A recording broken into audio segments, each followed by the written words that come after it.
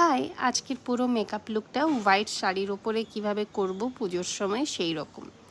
শাড়িটা যদিও সিম্পল, কিন্তু চলো এবার মেকআপ করে নিই। স্কিন প্রেপ করে নিয়ে আমি ইউজ করে নিয়েছি ময়শ্চারাইজার। তারপর এখন মার্সের জিরো পোর্স প্রাইমারটাকে ভালো করে এইভাবে মাসাজ করে নিয়ে মার্সের একটা হাই কভারেজ ফাউন্ডেশন এইভাবে ফিঙ্গার টিপস দিয়ে একটু ওয়ার্ম আপ করে নিয়ে একটা ভিজে বিউটি ব্লেন্ডার দিয়ে পুরো মুখে ব্লেন্ড করে নিয়ে মার্সের একটা সাদা ধেবধেবে কনসিলার নিয়ে এইভাবে ডার্কেন এরিয়াগুলো, পিগমেন্টেড এরিয়াগুলো আমরা ভিজে বিউটি ব্লেন্ডার দিয়ে ড্যাব ড্যাব মোশনে মেল্ট করে দেওয়ার পর সেটিং স্প্রে ইউজ করলাম।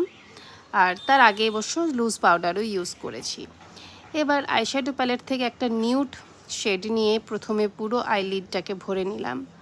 তারপরে একটা ব্রিক কালার, মানে অরেঞ্জও নয়, পিঙ্কও নয়, রেডও নয়, একটা ব্রিক শেড বলতে পারো, সেটা নিয়ে পুরো চোখটাকে এইভাবে ধ্যাবধ্যাবে অরেঞ্জ করে নিলাম। একদম ব্লাউজের কালারের সাথে কী রকম টিউনিং হয়ে গেছে চোখের মেকআপটাই। তারপর লাইনার, মাস্কারা এবং কাজল পরপর স্টেপ কমপ্লিট করে নেওয়ার পর আইব্রোটাকেও ফিল করে নিলাম একটা ব্রাউ পেন্সিল দিয়ে। তারপরে সেম ওই ব্রিক কালার দিয়ে আইশ্যাডো প্যালেট থেকে নিয়ে এখানে আমি অ্যাজ আ ব্লাশ হিসেবে পরে নিলাম।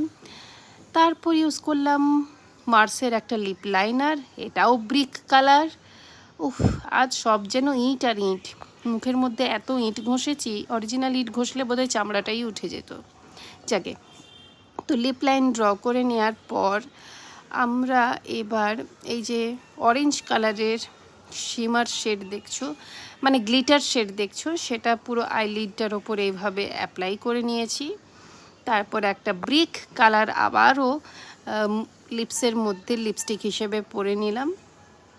এখানে লিপস্টিকের কালারটা একটু অন্যরকম দিলে আমার মনে হচ্ছে ভাল লাগতো, যাকে আর চেঞ্জ করিনি। হাইলাইটার ইউজ করলাম, তারপরে সেটিং স্প্রে দিয়ে মেকআপটাকে লক করে নিয়ে এই হচ্ছে ফাইনাল লুক। কেমন লাগলো কমেন্ট বক্সে জানিও। আর চলো দেখা হচ্ছে পরবর্তী ভিডিওতে।